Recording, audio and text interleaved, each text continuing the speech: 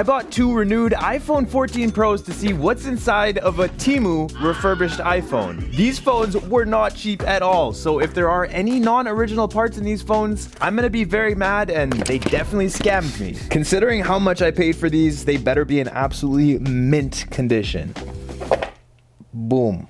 We'll pull it out and take a look at that. Everything looks pretty good so far. They even have the OEM peel. Let's remove that. Built-in screen protector. Nice.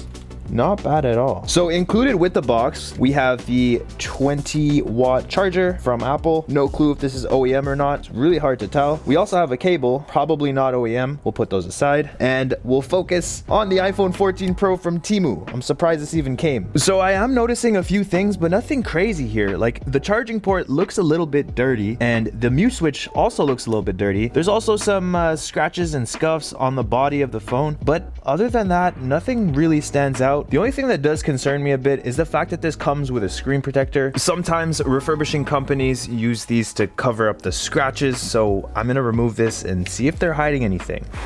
Kind of, a little bit. There are some tiny scratches, but nothing of significance. This phone actually looks half decent, but if you guys have watched these videos before, you know that when we open the phones up, oh no.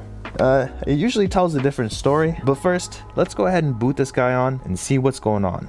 The first thing I want to check is the battery health, because that's very important when you're buying a used phone. We'll go to battery health, and it's at 80%. So it's right at that point where you start thinking about changing it, but you're not so sure yet. To test all the functions, we're gonna turn the phone off, press and hold both volume buttons, and plug in a charger. This will boot the iPhone 14 Pro into Apple's diagnostic tool. This tool is extremely useful. We'll go ahead and hit run diagnostics. It goes through and tests pretty much every function of the phone. If the phone has any aftermarket parts, it will tell you. It definitely makes a point of doing that, but it'll also tell you if there are any issues. So the first test has completed. It says software ?